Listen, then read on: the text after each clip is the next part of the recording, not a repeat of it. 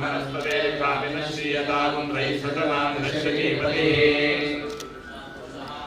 सहस्रवाद सोमिन् विश्वतो कृत्वा अभ्यतिष्ठदशाङ्गुलं पुरुष एवेकं सर्वं यद्भोगं यत् भव्यम् उदामतत्वशेषानः यदन्नेनाभिरोहति एतावानस्य महिमा अतो जायापृष्ठपूरुषः ओम समादश्यामलाकृतये नमः ओम गोपगोपीश्वराय नमः योगिने नमः कोटिसूर्यसमप्रभाय नमः लीलावतये नमः परस्मै ज्योतिषे नमः यादवेन्द्राय नमः यतूत्वाय नमः पुण्यश्लोकाय नमः गीताय नमः वेदवेद्याय नमः यान्तये नमः सर्वतीर्थात्मकाय नमः सर्वग्रहरूपिणे नमः करात्मने नमः श्री गोपालकृष्ण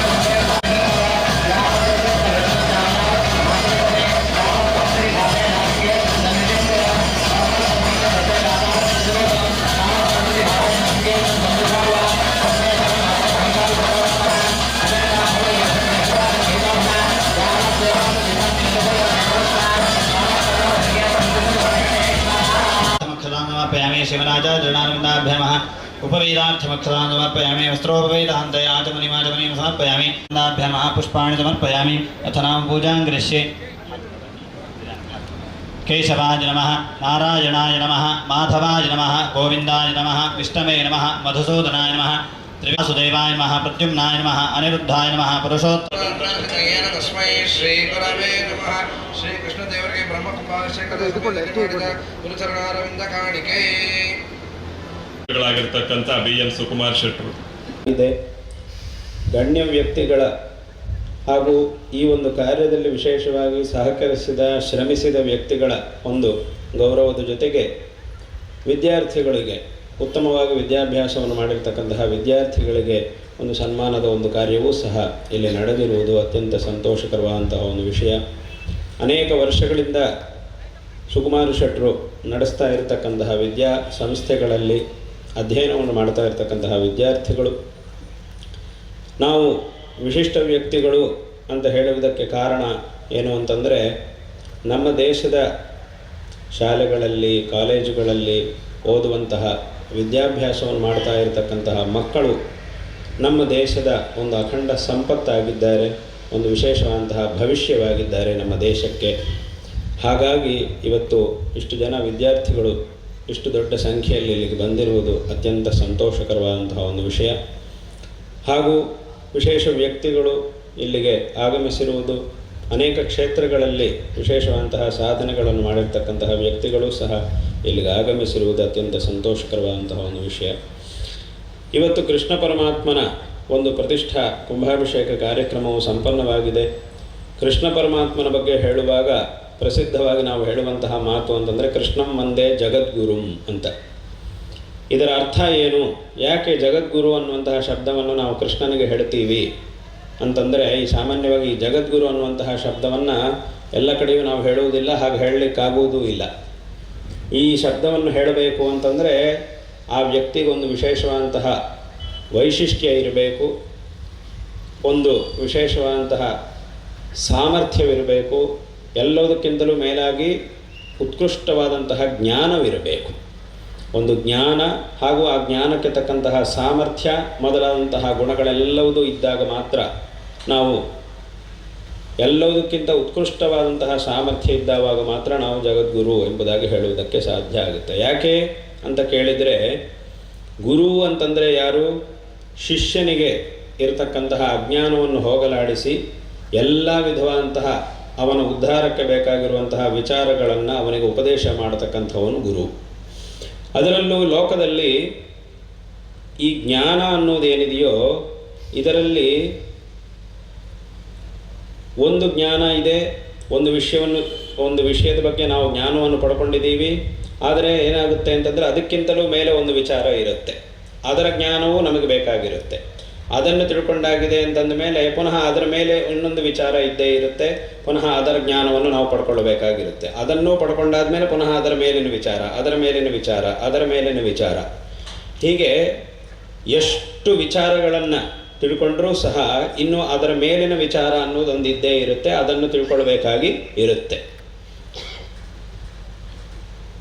ಇದು ಲೋಕದಲ್ಲಿ ಯಾರು ಒಂದು ವಿಚಾರವನ್ನು ತಿಳ್ಕೊಂಡಿದ್ದಾರೋ ಅವರಿಗಿಂತಲೂ ಮೇಲಿನ ಆ ವಿಚಾರವನ್ನಲ್ಲದೆ ಅದಕ್ಕಿಂತಲೂ ಮುಂದಿನ ವಿಚಾರವನ್ನು ಸಹ, ಮೇಲಿನ ವಿಚಾರವನ್ನು ಸಹ ಯಾರು ತಿಳಿದವರಾಗಿದ್ದಾರೋ ಅವರನ್ನು ಇವರಿಗಿಂತ ದೊಡ್ಡ ವಿದ್ಯಾವಂತರು ಅಂತ ನಾವು ಹೇಳ್ತೀವಿ.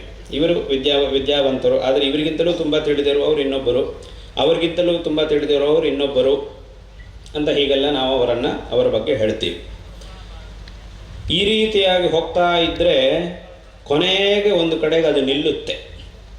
ಒಂದು ವಿಚಾರ ಇದೆ, ಅದು ಎಲ್ಲದಕ್ಕಿಂತ ದೊಡ್ಡ ವಿಚಾರ, ಅದನ್ನು ತಿಳಿದಾಯಿತು ಅಂತಂದರೆ ಇನ್ನು ಅದಕ್ಕಿಂತಲೂ ಮೇಲೆ ತಿಳ್ಕೊಳ್ಳಬೇಕಾದದ್ದು ಯಾವುದೂ ಉಳಿಯುವುದಿಲ್ಲ. ಅಂಥ ವಿಚಾರ ಒಂದಿದೆ. ಬೇರೆ ಎಷ್ಟೇ ವಿಚಾರಗಳನ್ನು ನಾವು ತಿಳ್ಕೊಂಡ್ರೂ ಇನ್ನೂ ಅದರ ಮೇಲೆ ಅನ್ನೋದಿದ್ದೇ ಇರುತ್ತೆ. ಆದರೆ ಒಂದು ವಿಚಾರ ಮಾತ್ರ ಎಂಥದ್ದು ಅಂತ ಕೇಳಿದರೆ, ಅದನ್ನು ತಿಳಿದಾಯಿತು ಅಂತಂದರೆ ಅದಕ್ಕಿಂತ ಮೇಲೆ ನಾವು ತಿಳಿಬೇಕಾದ್ದು ಇನ್ನೊಂದು ಯಾವುದೂ ಉಳಿಯುವುದಿಲ್ಲ. ಅದನ್ನು ತಿಳಿದರೆ ಎಲ್ಲವುದನ್ನು ತಿಳಿದ ಹಾಗಾಗುತ್ತೆ. ಅಂತಹ ಒಂದು ವಿಚಾರ ಉಂಟು. ಯಾವುದಾ ವಿಚಾರ ಅಂತಂದರೆ ಅದನ್ನೇ ನಾವು ತತ್ವ ಅಂತ ಹೇಳ್ತೀವಿ, ತತ್ವ ವಿಚಾರ ಅಂತ ಹೇಳ್ತೀವಿ. ತತ್ವ ವಿಚಾರ ಅಂತಂದ್ರೆ ಯಾವ ತತ್ವ? ತತ್ವ ಅಂತಂದರೆ ಯಾವುದು ಅಂತಂದರೆ ಅದ್ವೈತ ತತ್ವವನ್ನು ನಾವು ತಿಳಿದುಕೊಂಡ ಮೇಲೆ ಇನ್ನು ನಾವು ತಿಳಿಬೇಕಾದದ್ದು ಯಾವುದೂ ಉಳಿಯುವುದಿಲ್ಲ. ಇದರ ಬಗ್ಗೆ ನಾವು ಉಪನಿಷತ್ತುಗಳಲ್ಲಿ, ಶಾಸ್ತ್ರಗಳಲ್ಲಿ ನೋಡಬಹುದು. ಏನು? ಆತ್ಮನಿಖಲ್ವರೆ ದೃಷ್ಟೇ ಶ್ರುತೆ ಮತೆ ವಿಜ್ಞಾತೆ ಇದಂ ಸರ್ವಂ ವಿದಿತಂ ಅಂತ ಹೇಳಿದ್ದಾರೆ.